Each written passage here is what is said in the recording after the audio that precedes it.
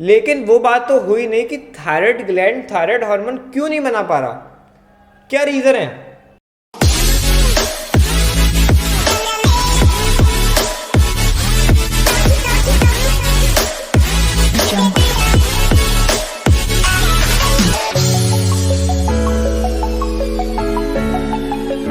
सो आएगा, this is Partha Goyal. तो कैसे आप सभी लोग।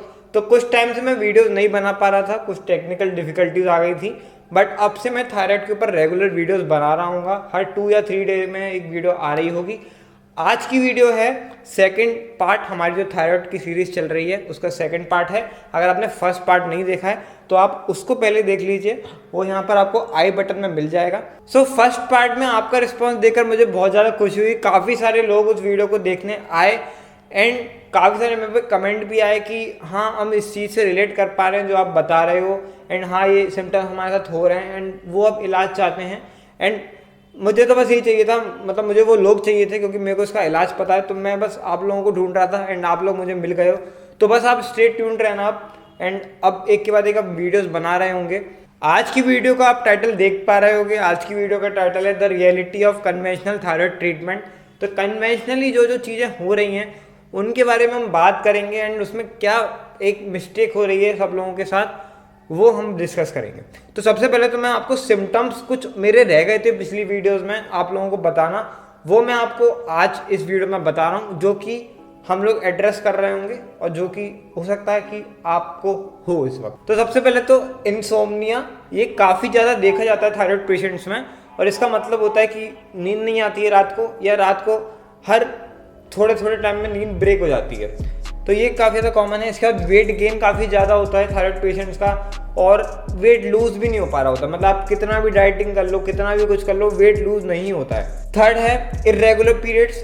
ये मेरे पे इवन कमेंट भी आया था कि आपने सारे सिम्टम्स बताए, मेरे बस एक रह गया आपका इरेगुलर पीरियड, तो मैं इधर कवर कर रहा हूँ इसको। तो इसमें ऑब्वियसली मतलब कि जो मेंस्ट्रुअल साइकिल है वो इरेगुलर हो रही है, जिसका डायरेक्टली रिलेशन है थायराइड से। इसके बाद हॉट फ्लैशेस, मतलब कि गर्मी लगने लगती है एकदम से, और स्पेशली देखा जाता है हेड, नेक और चेस्ट रीजन में। मतलब एकदम से आपको गर्मी लगेगी एंड स्वेटिंग भी हो सकती है एंड रेडनेस भी आ सकती है इस एरिया में, और ये मतलब होता है एकदम से। एंड उसके बाद एकदम ठंड भी लगने लगती है क्योंकि पूरी हीट एकदम से निकली है। इसके बाद मेमोरी लैप्स, मतलब जैसे कई बार आपने देखा होगा कि आप कहीं जगह जा रहे हो एंड आप एकदम से मतलब घर में किचन में जाते हो एंड सोचते हो कि मैं किचन में क्यों गई थी या मैं किचन में क्यों गया था। तो ये कई बार होता है। तो मतलब हम भूल रहे होते हैं चीज़ें की, और मेमोरी में रिटेंशन भी कम हो जाता है। जो हम पढ़ रहे हैं वो हमें याद कम रहता है। डिफ़िकल्टी इन कंसंट्रेशन, पढ़ाई अच्छे से नहीं हो पा रही है, कंसंट्रेट नहीं कर पा रहे हैं, इधर उधर माइंड डाइवर्ट हो रहा है, साथ साथ में मिसकैरेज भी हो रहे होते हैं एंड लो सेक्स ड्राइव भी होती है। अब बात करते हैं कि थायराइड का जो डिसफंक्शन है वो कब स्टार्ट होता है, इसका स्टार्टिंग पॉइंट क्या है। तो इसका स्टार्टिंग पॉइंट है, अगर आप रिलेट कर पा रहे हो मेरी बातों से, तो जब आप स्ट्रेस ले रहे होते हो काफ़ी ज़्यादा, तब ये सब सिम्टम्स और जो भी मैं बता रहा हूँ ये आना चालू होते हैं एंड फिर आप डॉक्टर के पास जाते हो एंड आपको थायराइड की प्रॉब्लम वहाँ पर डिटेक्ट होती है। या फिर होता है कि चाइल्ड बर्थ के बाद ये सब चीज़ें देखी जाती हैं, ये सारे सिम्टम्स देखे जाते हैं, या मेनोपॉज के बाद देखे जाते हैं। तो ये सब तो बातें हो गई हमारी सिम्टम के ऊपर एंड कुछ और बातें हम लोगों ने कर ली। अब बात करते हैं कि भाई हमें अगर ट्रीटमेंट को समझना है तो उसके पहले हमें कुछ चीज़ें समझना थायराइड के बारे में ज़रूरी है। एज ए थायराइड पेशेंट मैं समझता हूँ कि ये जो जनरल नॉलेज है थायराइड के बारे में ये आपको पता होना चाहिए। तो जो थायराइड है वो एक ग्लैंड है। सबसे पहले तो कई लोग को लगता है वो बीमारी है, नहीं, वो एक ग्लैंड है। ग्लैंड का काम होता है हार्मोन सीक्रेट करना। अब थायराइड ग्लैंड के डिसफंक्शन से 2 तरीके की बीमारी होती है, या तो हाइपोथायराइडिज्म या हाइपरथायराइडिज्म। ग्लैंड का मतलब होता है वो ऑर्गन जो कि हार्मोन सीक्रेट कर रहा है। तो अगर हाइपोथायराइडिज्म है, हाइपो मतलब कम, तो मतलब कि कम हार्मोन सीक्रेट जिस बीमारी में हो रही है वो है हाइपोथायराइडिज्म। वहीं पर जहाँ पर ज़्यादा थायराइड हार्मोन सीक्रेट हो रहा है वो बीमारी है हाइपरथायराइडिज्म। तो हाइपो में भी कुछ टाइप्स हैं, बहुत सारे टाइप्स हैं, लेकिन जो रेलिवेंट है हमारी वीडियोस के लिए, आपके लिए, जो मोस्ट कॉमनली बीमारियां देखी जाती हैं वो मैं आपको बता रहा हूँ। तो सबसे पहले तो देखो, lack of nutrients and diet, ये इस वजह से आपको हाइपोथायराइडिज्म हो सकता है। अब ये न्यूट्रिएंट्स क्या क्या हैं वो सब मैं आपको बाद में बताऊंगा। बट आप अभी के लिए एक रफ ये समझ सकते हैं। दूसरा जो मोस्ट प्रिवलेंट है और जो आप में से काफ़ी सारे लोगों को है, वो है हाशिमोटो, जो कि एक ऑटो इम्यून डिजीज़ है। अभी क्या है, इसको समझना काफ़ी ज़्यादा इंपॉर्टेंट है और ये बीमारी हमारी काफ़ी ज़्यादा डिस्कस्ड बीमारी होगी पूरी सीरीज़ में। इसके बारे में हम सबसे ज़्यादा बात कर रहे होंगे। अब ये है क्या, तो क्या होता है कि हमारा थायराइड ग्लैंड है एंड एक हमारा इम्यूनिटी सिस्टम है। अब हमारा इम्यूनिटी सिस्टम कभी कभी गलत तरीके से काम करने लगता है एंड वो थायराइड ग्लैंड को एज अ एंटीजन समझने लगता है। एंटीजन मतलब कि अगर हम नॉर्मल भाषा में बोलो तो एज अ दुश्मन।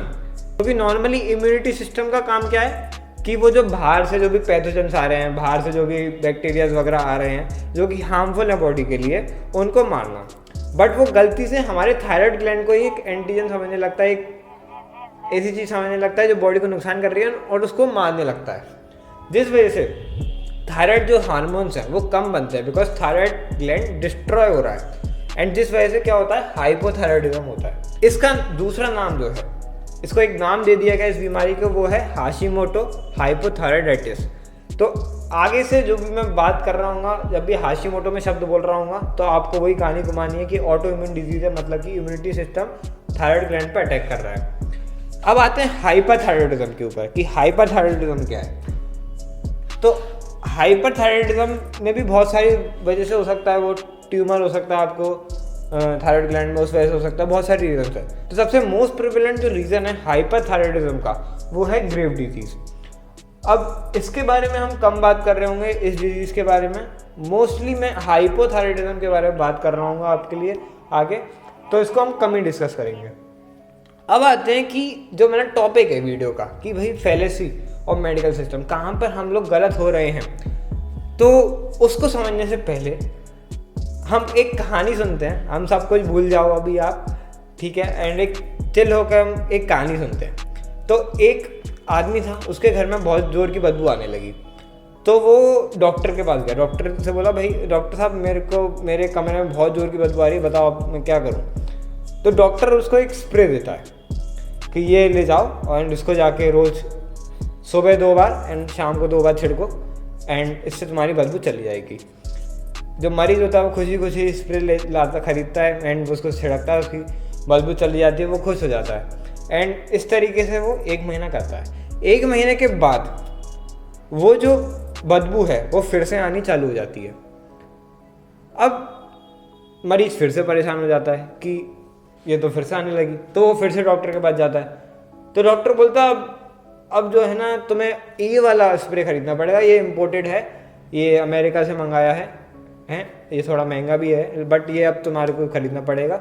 एंड फिर वो मरीज वो खरीदता है एंड वो स्प्रे करता है 2 बार सुबह 2 बार शाम एंड फिर से बदबू चली जाती है, फिर से वो खुश हो जाता है। बट अगले महीने फिर से बदबू आनी चालू हो जाती है। अब उसको क्या करना चाहिए? क्या उसको फिर से डॉक्टर के पास जाना चाहिए, या वो एक काम भी तो कर सकता है, वो क्यों ना जहाँ पे बदबू आ रही है वहाँ पर जा कर के देखे कि बदबू क्यों आ रही है, क्या रीज़न है बदबू आने का। यही फैलेसी है हमारे मेडिकल सिस्टम में आज के टाइम में।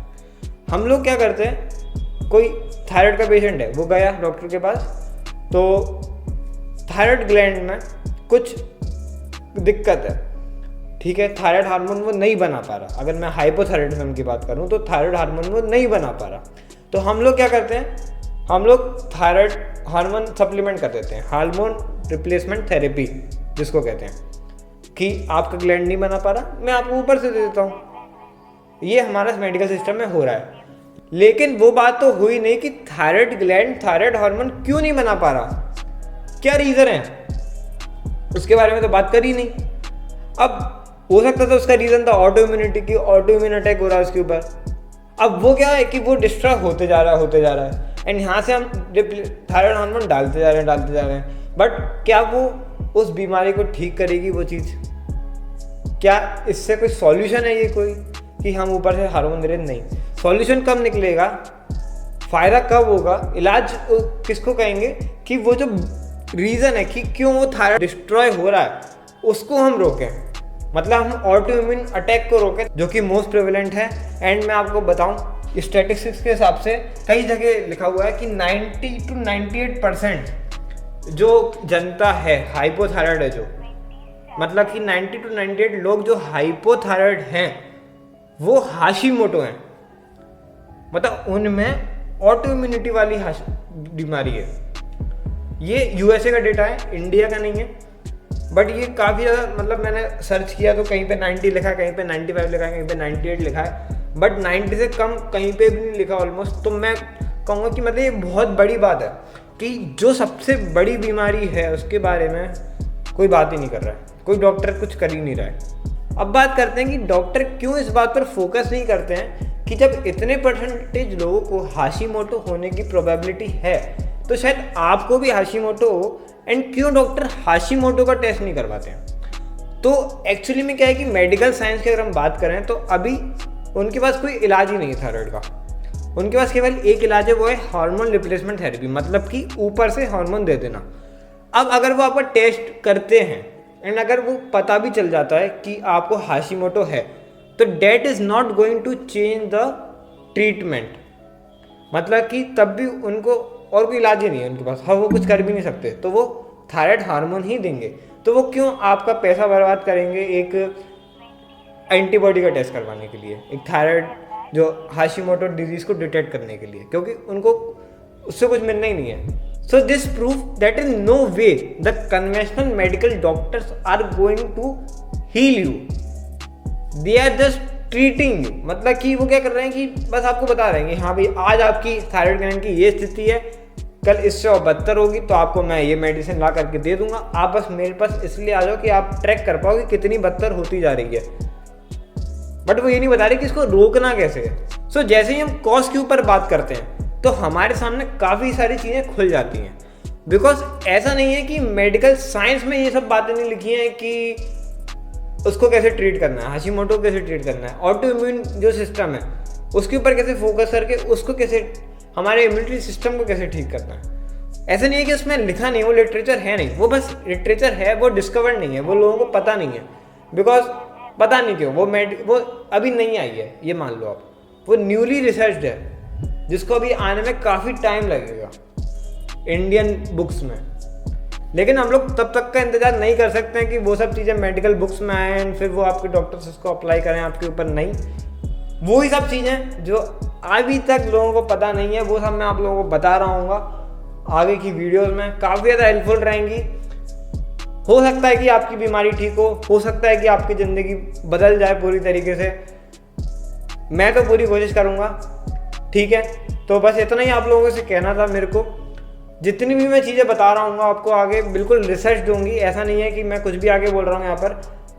मैं आपसे ज़्यादा स्केप्टिकल हूँ, आप नहीं मानोगे बात, मैं इतना ज़्यादा स्केप्टिकल हूँ कि इसकी कोई बात ही नहीं है। मैं जब तक किसी चीज़ को रिसर्च पेपर पे नहीं देख लेता, जब तक मेरे पास वो सामने नहीं दिख जाता कि हाँ ऐसा होता है, ऐसा रिजल्ट है, तो ही मैं उसको मानता हूँ एंड तो ही मैं उसको बताता हूँ। तो बस यही सब कहना था आप लोगों के लिए।